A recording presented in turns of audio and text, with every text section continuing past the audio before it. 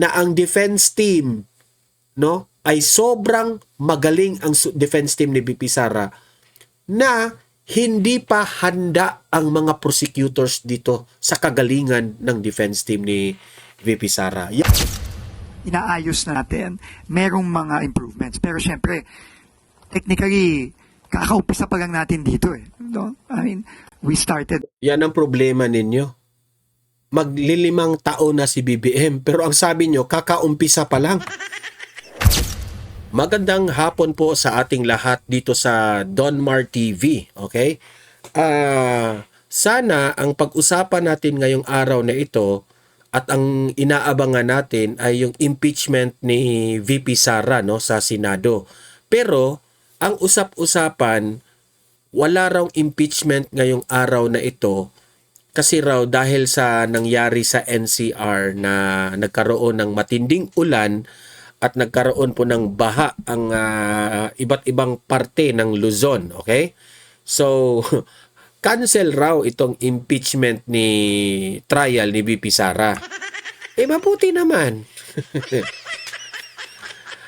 Kasi ang pag-uusapan natin, itong video kung saan in-interview po itong si Professor Malutikia dito sa SMNI. Kung saan ay ang naoobserba natin, sabi ni Professor Malutikia, itong mga prosecutors, meaning to say, itong mga kongresista na mga tutol dito sa natutol naman, itong mga nagsusulong dito sa impeachment ni VP Sara, sina De Lima, sila Luistro, sina Ridon, ang daming mga pasaway dyan na mga congressman, congresswomen, congressman and congresswomen. Hindi na sila puro mga pasaway yung mga prosecutors. Ano ba ang ibig sabihin ni Professor Malutikia? Ay meron pong napansin sila na noong nagtagal itong impeachment trial ni VP Sara, napaghalataan ni Professor Malutikia na hindi po handa ang prosecutors dito sa impeachment. Yan po ang ating pakikinggan ngayon. Kasi napapansin po ni Professor Malutikia na hindi po sila handa dito sa defense ni VP Sara kasi sobrang magaling talaga ang mga lawyers ni VP Sara. Kasi ngayon, nag-trending ngayon sa social media itong si Attorney Powa at itong si Attorney Kaponan, lahat na siguro ng mga mainstream media pinipilit na ikinukumpara itong si Attorney Powa at itong si Attorney Kapunan. At laging nababanggit ng mga ilan sa mga interviews na sobrang galing ni Attorney Powa. Okay? Ngayon, ikukumpara natin si Attorney Powa at itong si Attorney Kapunan. Mamaya pag-usapan natin yan. Okay?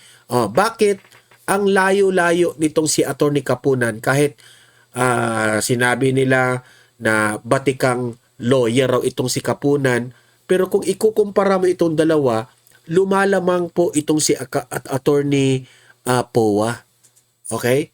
At kung sa grupo naman, sa grupo ng defense team at sa grupo ng mga prosecutors, lawyers, makikita mo talaga na itong mga prosecutors, lawyers, at itong mga congressman na ito, they are very insecure of VP Sara's lawyers na mga bata. Hindi nila maa-accept na talo talaga sila when it comes to debate on the yung line of questioning, kung nagko-cross-examine sila sa mga witness. Very clear. Nakukumpara mo talaga. So yan, mamaya pag-usapan natin yan. Pakinggan natin si Professor Malutikia. Tayo po'y himay-himayin natin ang mga galawan ng prosecutors at itong defense team ni VP Sara. Mamaya Pangalawa nating pag-usapan, nag-trending ito. itong si Vince Dizon ngayon lang nagpapa-press con sila, no? Itong administrasyong Marcos na tinanong itong si Dizon patungkol po dito sa mga contractors, no? Hindi lang contractors, mga contractors. Tinatanong ngayon si Vince Dizon kasi maraming galit dito ngayon kay Vince Dizon eh. Kasi ang style kasi dito ni Vince Dizon, daldal lang ng daldal sa kanyang bibig. Okay? Kapag merong ito si Vince Dizon, mahilig siya na kapag ang camera nakatutok sa kanya, pamura-mura ka agad. Ano ba ito? Nasaan ba ang mga contractors dito? Ganyan. Mumurahin niya ang mga contractors. Mahilig si Vince Dizon ng ganyan. Kaya ang daming mga nagagalit sa kanya na taong bayan kasi mura lang siya ng mura, wala namang effect, hindi naman nagtagumpay, baha pa rin. Di ba? Alam mo, Vince Dizon, wag ka na lang magmura. Okay, wag ka na lang magmura kasi yung mga mura-mura mo, hindi naman umepekto, baha pa rin eh. Bumabaha pa rin. Kasi tinatanong siya dito sa sino-sino ba itong mga contractors na ito na qualified na magtrabaho sa gobyerno? At sino itong mga contractors na ito na humaharap ngayon ng mga kaso na mga kapalpakan nitong ginagawa nilang flood control? At sino itong mga blacklisted na ito? At napapansin natin, hindi niya masagot. Hindi nga niya mabilang ang exact numbers kung sino itong mga contractors na ito na pasado na magtrabaho sa administrasyon at sino itong mga contractors na ito na dapat kasuhan. Okay? Mamaya ipapakita natin yan kasi may connection po ito sa araw-araw nating buhay. Kasi kung hindi po natin ito alamin, kung hindi po natin ito maiintindihan, hindi rin natin maiintindihan bakit lagi na lang bumabaha dito sa bansa natin kada taon. Walang tigil na yan eh. Hanggat hindi natin maunawaan itong mga kapalpakan, itong mga secretaries ng administrasyon, wala. Tuloy-tuloy itong baha na ito. Kasi ito alam nyo, mga kaibigan, mga kapatid, mga audience ko dito sa Donmar TV, kailangan ninyong maintindihan ito kung gaano po kaimportante ang bumoto ng isang leader. Tingnan mo ngayon. Bumoto tayo ng isang leader. Ako, guilty ako dyan ha. Bakit bumoto tayo kay BBM? Kasi nadala tayo nabudol tayo. Pati si VP Sara nabudol. Binoto natin ang isang leader kagaya ni BBM na hindi marunong. Pati mga secretaries na mga pinili niya hindi marunong. Kasi hindi nga marunong yung leader Kasi kung kagaya ka lang na leader na kagaya ni former President Duterte na marunong, alam mo kung sino yung mga i-appoint mong mga secretaries. Ito, magaling ito si Delgra, magaling ito si Miljaldea. Alam mo, di ba? Nung panahon ni former President Duterte, bawat secretaries na ina-appoint ni former President Rodrigo Roa Duterte may kinaugnayan po sa pang-araw-araw na buhay natin. At nararamdaman natin, when it comes to war on drugs, Senator Bato ang nag-lead doon, di ba? Nararamdaman natin, safe ang Pilipinas sa panahon ni Tatay Digong. Hindi siguro safe sa mga jadik, pero safe sa ating mga inosente na mga ordinaryong Pilipino. That's one of the example. Mamaya, ipapakita ko yung video ni Dizon, magre-react tayo ha. Sabay-sabay nating panoorin ang kapalpakan nila.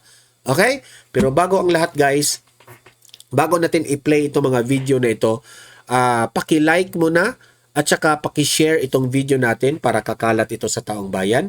At sa mga hindi pa nakasubscribe dito sa Donmar TV, mag-subscribe na po kayo kasi libre lang po ang mag-subscribe sa YouTube. Walang bayad yan, okay? Kung nakasubscribe kayo sa akin, updated pa kayo sa pang-araw-araw nating mga breaking news, mga trending na mga balita, no? So, kaya subscribe na kayo dito sa Donmar TV, okay? Bago natin simulan, ay bilisan muna natin itong pagbati, no? Sa mga loyal na mga audience natin sa Donmar TV na laging nanonood dito araw-araw, okay? Yung aking number one na kaibigan dito sa channel na ito, si Nadet Seltzer, itong aking laging nanonood na kaibigan. Ma'am Nadet, hello Donmar, watching you right now. Is it true na si Rodante Marcoleta ay nakalabas na po? Actually, Ma'am Nanet, wala pang confirmation, no? Ni-research ko yan. Wala pang final confirmation kung totoo bang nakalabas si Senator Marcoleta. Aabangan natin yan, Ma'am Nanet. Okay? Ma'am Nanet, shout out po sa inyo. Felix Edpalina. Okay? Felix Palina or Felix Edpalina. Good morning po, Sir Donmar. Watching dito sa Lanao del Norte. Shout out sa mga kababayan natin sa Lanao del Norte. Good morning sa iyo, Sir Felix. Ayan. Rimiter Teresa. Ayan. Good morning, Donmar TV, watching from Malaysia. Solid Duterte. God bless always with your family. Ay, maraming salamat, ma'am. God bless rin sa iyo, ma'am, sa inyong pamilya, ma'am. At tuloy-tuloy tayong susuporta sa mga Duterte. Good morning sa iyo. Shout out sa mga kababayan natin dyan sa Malaysia. Ayan. Ma'am Rimiter, ingat-ingat po kayo dyan. Grace Viray. Good morning, sir. Watching from SF California, USA ba yan? Okay. Shout out sa mga kababayan natin sa Amerika, ha. Good morning sa iyo, Ma'am Grace Viray. Welcome to Donmar TV. Ayan. Neldy De La Cruz Sato. Hello, Donmar. Nagko-coffee ako kasama ang alaga ko na kambing. Ayan. May kambing ka pala, no? Ang cute naman ng mga kambing na yan. Nakukikitan ako sa mga kambing. Especially yung mga bata pa na kambing. Ang cute-cute nila, no? Ingat-ingat po kayo dyan, Ma'am Neldy. Sa alaga mo na kambing, i-kiss mo ako sa kambing mong alaga. No? Regards mo na lang ako sa kambing na alaga. Sabihin mo sa kambing mo na alaga, Ma'am Neldy, meh, meh, meh. Anong ibig sabihin doon? Sabi ko, wala. Meh. Hindi, sabi ko ano lang, basagin na yung mga contractors na mga nag sa baha.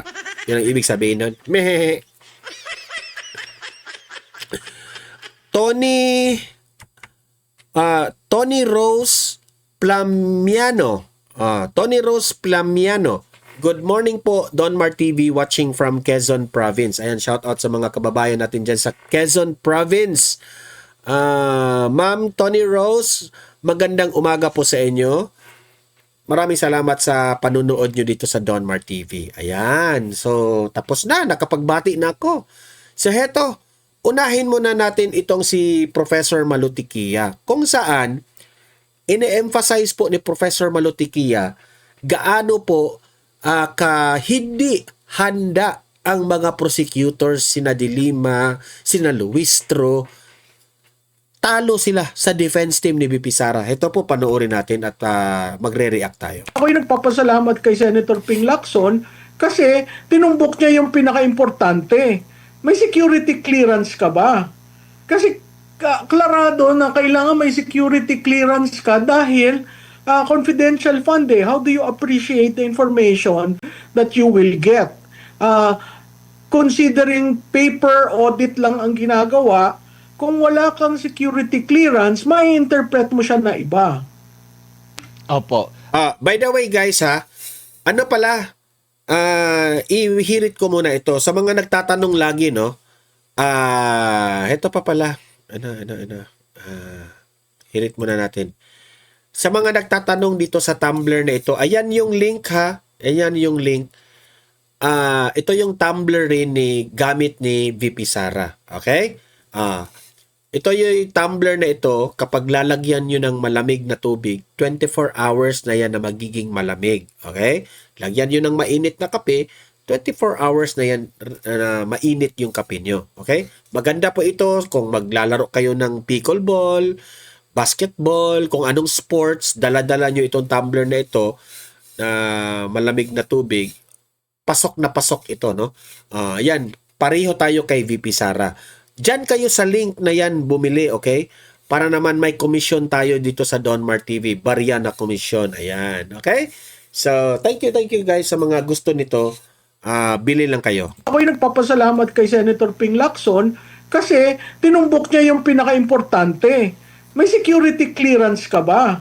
Kasi klarado na kailangan may security clearance ka dahil confidential fund eh. How do you appreciate the information that you will get? Considering paper audit lang ang ginagawa, kung wala kang security clearance, may interpret mo siya na iba. Opo. Dito muna tayo sa pagtatanong naman. Kasi ang punan ng iba, masyadong hype itong si Attorney Kapunan. Well, matagal na siyang naging personality compare kay Attorney Powa. Kinumpara siya kay Attorney Powa na sinasabing mabait masyado si Attorney Powa. Kasi kung pagbabatayan natin yung mga abogado ng depensa, ng prosekusyon, nakikita natin yung kanilang mga personalidad po. Prof, no? Yung sa mga una. Meron ba nakita kayong advantage o disadvantages? Parang nakasama ba ito sa prosecute? Kasi kinukumpara ngayon itong si Attorney Powa at itong si Attorney Kapunan. Napapansin ko kay Attorney Kapunan, she is very insecure kay Attorney Powa. Kasi si Attorney Powa, very gentleman, bata, tapos matalino. Itong si Attorney Kapunan, siguro mabait, siguro magaling siguro siya sa panahon niya, pero kung pagbabasihan po natin ang impeachment ngayon, si Attorney Kapunan pasaway. Sorry ha. Sa mga dilawan at sa mga loyalista, si Attorney Kapunan sablay. Yung mga birit niya, wala. Parang corny. Yung mga jokes niya, corny. Ang dilim. Corny. Pasensya na ha, pero talaga, kung ikukumpara mo si Attorney Kapunan at si Attorney Powa, dito mo ang layo eh. Makikita mo si Attorney Powa, talagang naka-follow po sa batas, sa legality, no, ng pinag-uusapan. Tapos very humble, tapos pa siya, very gentleman, tapos very professional, no, sa kapwa niya, the opposition niya, yung kadibati niya, very talaga. Every time na sabihin niya, with all due respect, kay ganun, ganyan. Hindi ka talaga, magtatanim ng galit kay Attorney Powa kasi sobrang bait niya. Pero kung ikukumpara mo dito kay Attorney Kapunan, she's doing the opposite.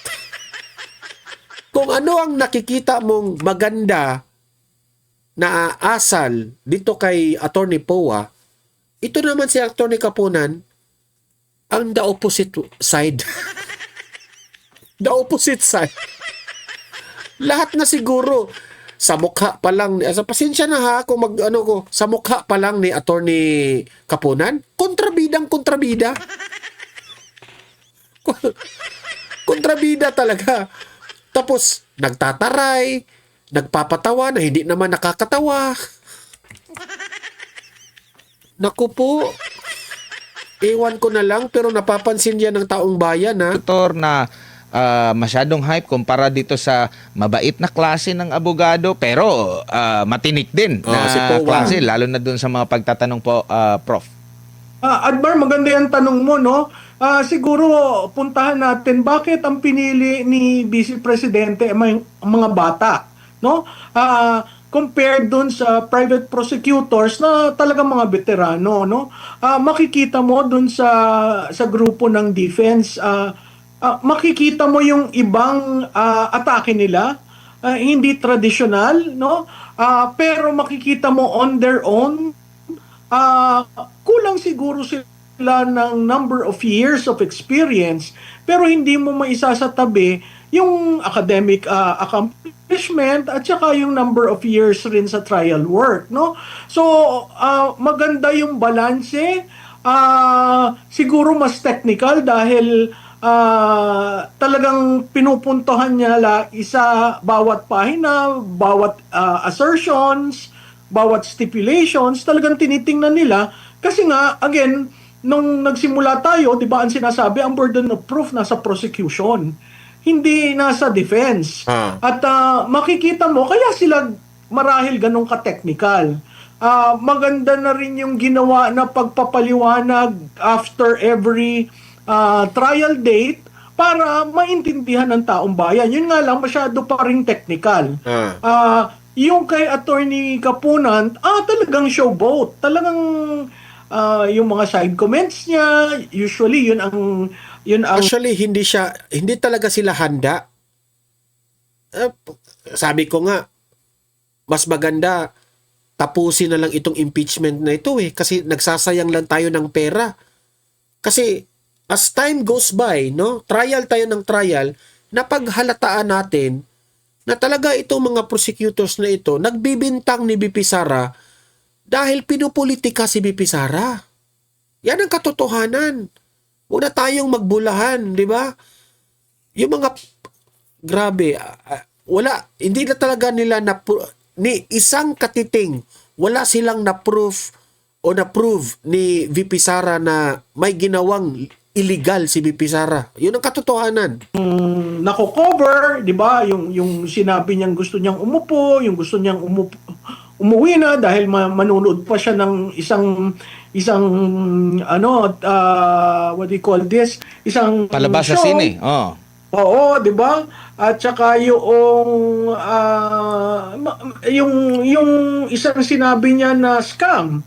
Mahilig siya na after the engagement, biglang she is already addressing the public outside of the impeachment court. Kaya makikita mo yung kagalingan niya sa pag-pivot at sa bitaw ng mga salita na ipipick up, no?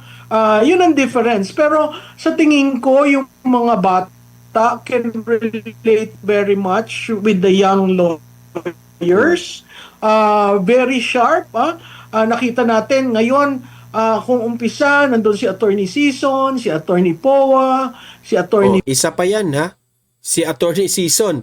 Hindi pa nga yan nagsasalita si Attorney Sison kasi ang laging nagsasalita si Attorney Powa. How much more kung magsasalita pa itong si Attorney Sheila Sison? Durog na durog. Kasi ang ipinagmamayabang dito sa mga prosecutors, itong si Attorney Kapunan. Nakakatakot ito si Attorney Kapunan kasi istrikta tapos magaling ito, magaling. Napansin natin, hindi naman magaling Mahilig lang siyang magmura. Gimmick niya.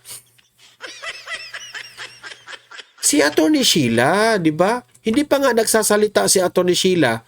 Yung aura pa lang, yung aura pa lang ni Attorney Sheila, tumitindig pa lang. Kahit hindi mo na pagsasalitain, talo na sila. Grabe yung aura ni Attorney Sheila, no? Mas lalo na yung magsasalita si Attorney Sheila, wala na. Talbog na talaga. Kaya kinain ng buhay itong si Luistro.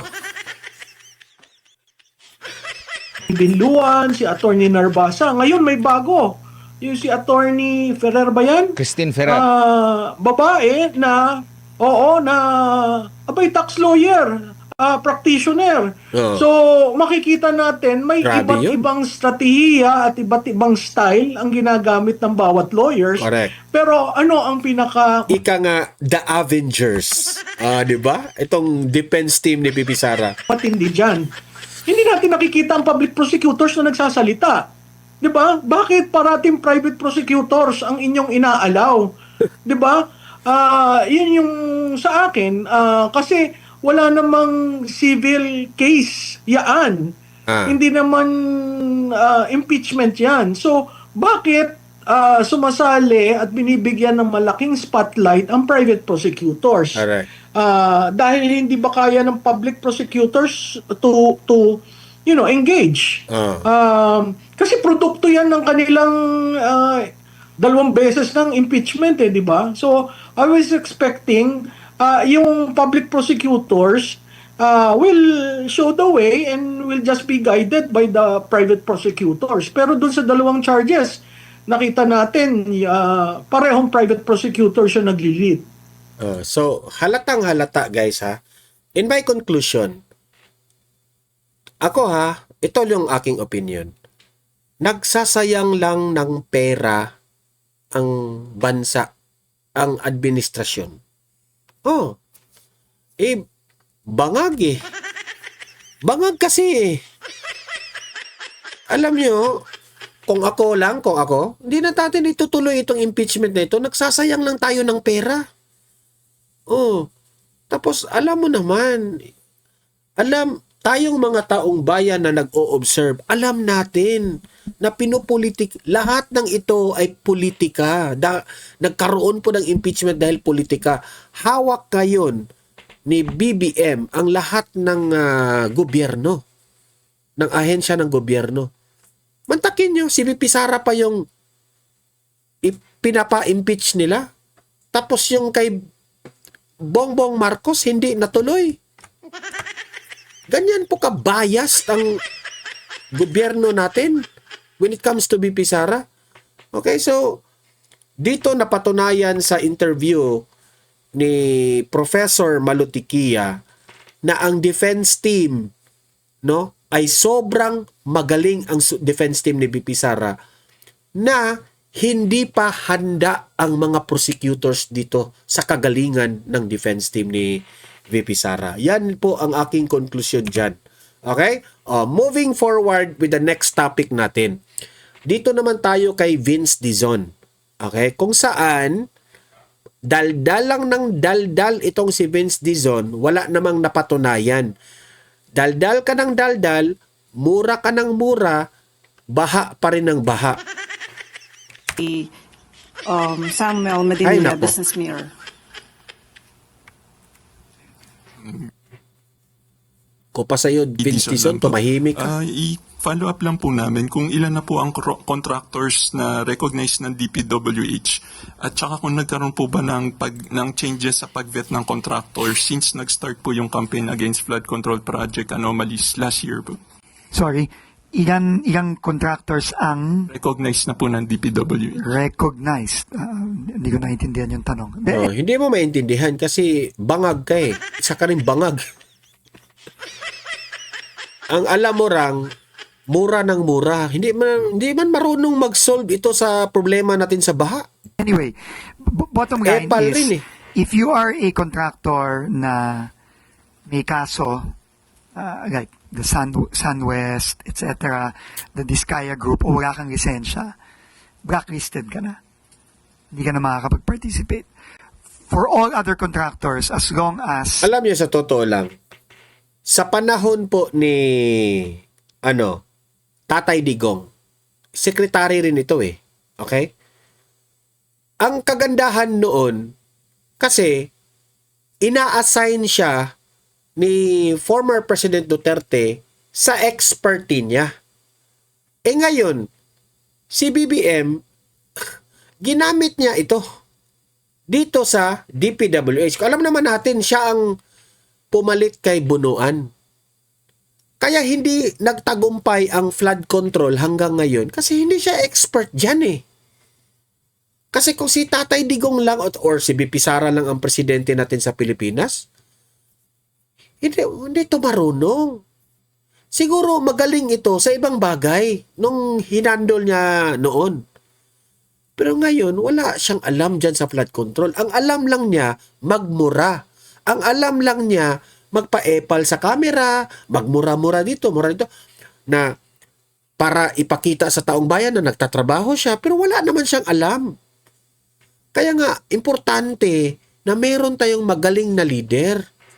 na marunong kung sino yung i-assign bagay doon sa, like for example, DPWH. Dapat ang ilagay dyan na mga magagaling na alam kung paano iresolba itong mga baha na ito, kung ano ang problema, ano ang ugat sa baha, saan nagsimula. Ito wala itong alam eh. Inspection lang, alam lang nito, mag-inspeksyon ng mag-inspeksyon. Doon sa Davao. Davao pa ang in-inspeksyon. Ay, nako. Legitimate ka, kumpleto ka ng papeles, pwede ka mag-participate. So, let's just be clear about that. Walang Now, alam. for the contractors that are currently being investigated, lahat po yan ay nasa Office of Si BBM naman, wala naman siyang alam.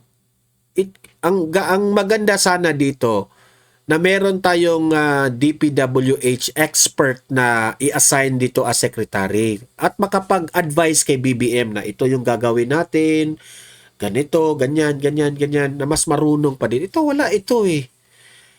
Inspection, siguro magaling. Okay?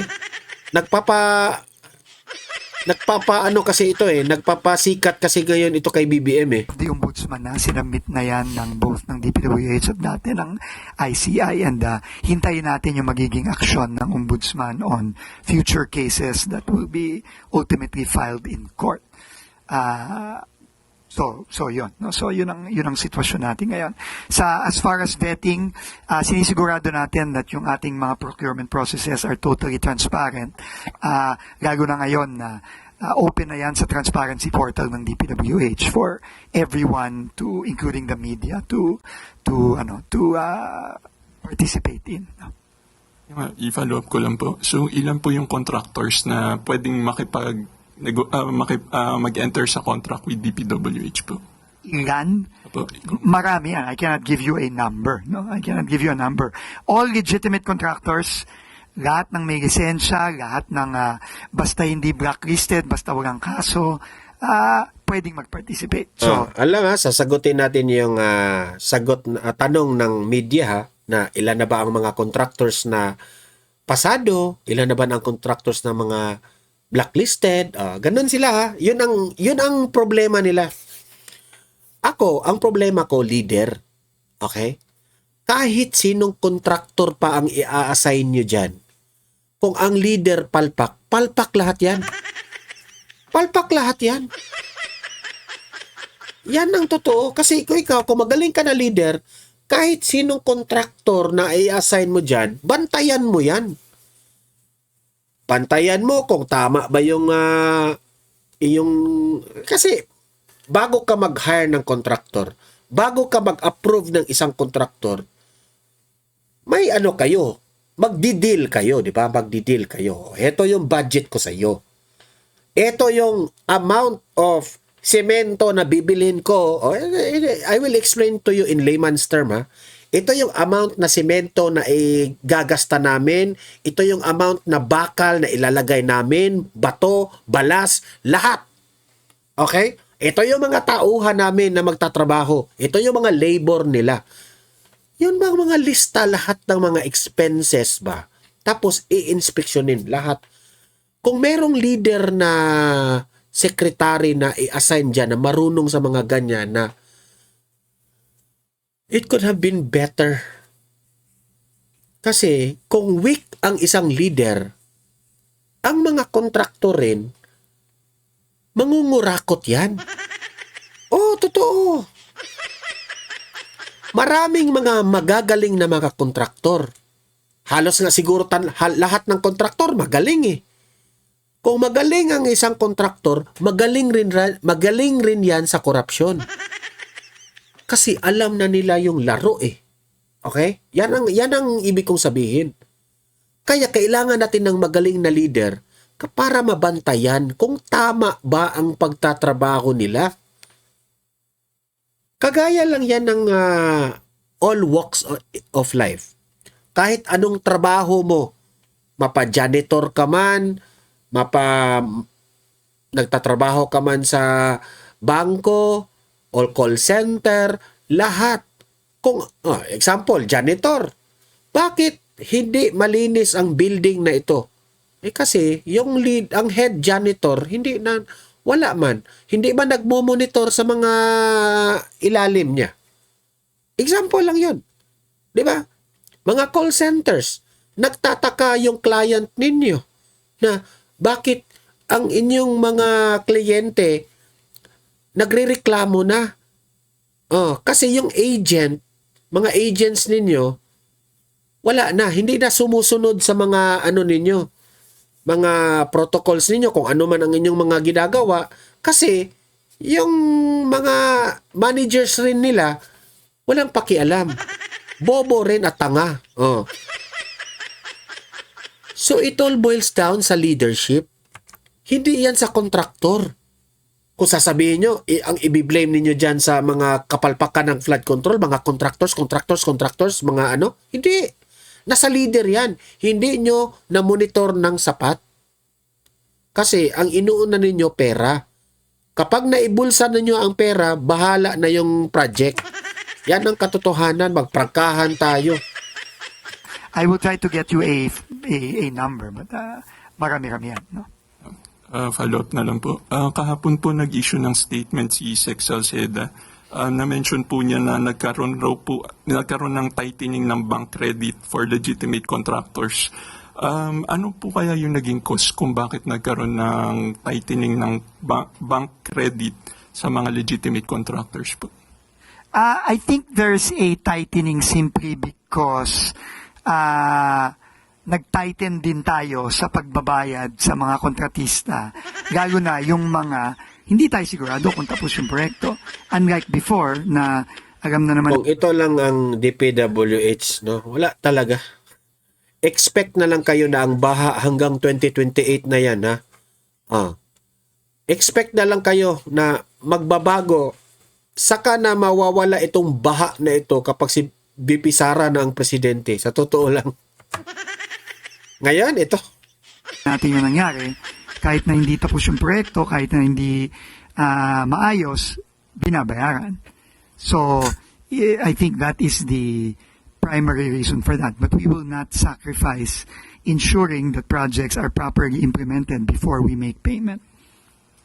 So that is just my suspicion, but I don't know what the actual reason for the. You have to ask the banks what the reasons are for that. Last na lang po. May mga proposal po na na-mention si Sec Salceda po doon sa statement niya kahapon para raw po ma-provide ng parang financing yung mga contractors para hindi na raw po sila magkaroon ng problema sa pag-implement ng mga infrastructure projects. In-approve po kaya ni President Marcos yung mga proposals niya? Hindi ko alam. You will have to ask Secretary Salceda. Thank you. Sunod na tanong mula kay Harley Balbuena, IBC 13. Hi, Sec Vince. Sec, you reported to us earlier yung ilang streets po sa Metro Manila na dati ay lubang binabaha pero ngayon po ay mas mabilis na yung paghupa ng baha. How about, sir, sa provinces natin or countryside? May mga ganito rin bang developments? Like yung Maharlika Highway natin na kaka-undergo lang ng rehabilitation? Doon sa mga areas na inaayos natin, merong mga improvements. Pero syempre, technically, kakaumpisa pa lang natin dito eh. No? I mean, we started. Yan ang problema ninyo. Maglilimang taon na si BBM, pero ang sabi nyo, kakaumpisa pa lang. Tingnan nyo ha. May inaayos raw sila, pero kakaumpisa pa nila. 5 years na kayong naging presidente itong si BBM, hindi pala hanggang ngayon kakaumpisa pa lang. Wow! Maybe 6-7 months ago dito sa mga interventions natin. Pero dun sa mga inayos natin, nakakakita na tayo ng improvement, which I think is just a testament to what the President wants to happen. Na kailangan ayusin na yung pag-implement ng mga project once and for all. Pero nag-uumpisa pa lang tayo eh. So, importante nga kailangan tuloy-tuloy tayo, huwag tayong titigil. Nag-uumpisa pa. May Okay. timeline kaya tayo, sir, sorry. Alam kong madami po yung projects natin, pero may timeline kaya tayo. Masasabi natin na hindi na ganong kalala yung maranasan all over the Ako country. magsabi ng ganyan. No? Hindi yan No, hindi ka makapagsabi kasi wala ka talagang alam. hindi yan madaling sabihin kung kailan natin masosolve yung baha sa buong Pilipinas. No? We will have to go project per Wala talaga. Wala na tayong pag-asa dito. Wala na tayong pag-asa dito. Yun talaga. project, LGU per LGU, province per province. That is what we have to do. And there is no overnight solution here. Dekada na tong problemang to na Hindi sir, wag kang magrason ng dekada-kadang problema. Kung hindi ka talaga marunong, hindi ka marunong. hindi maayos yung paggagawa ng mga proyektong to. So, this will take time. Pero kailangan nga tuloy-tuloy at consistent tayo. Wala. Alam nyo, no? Sorry to tell you, but this is the reality, no? Sa ngayon na si BBM ang presidente, wag na lang kayong mag-expect na ma-solve itong problema sa baha. Hintay na lang tayo sa 2028 VP Sara. Tingnan nyo ang Davao. I don't wanna explain much more, pero ito lang, palpak ang administrasyon. Palpak! Ay nako. Pero guys so sa mga nanonood ngayon sa Donbar TV, no, paki-like, paki-share itong video na ito ha, para kakalat ito sa taong bayan. At sa mga nanonood ngayon libre kayong mag-comment, mag-react sa inyong opinion at babasahin natin yan sa comment section, no. Paki-subscribe sa mga hindi pa nakasubscribe para lagi kayong updated dito sa Donmar TV. See you in my next video. Have a great day, have a great night. God bless po sa ating lahat. Mabuhay ang Pilipinas and God save the Philippines. Bye-bye.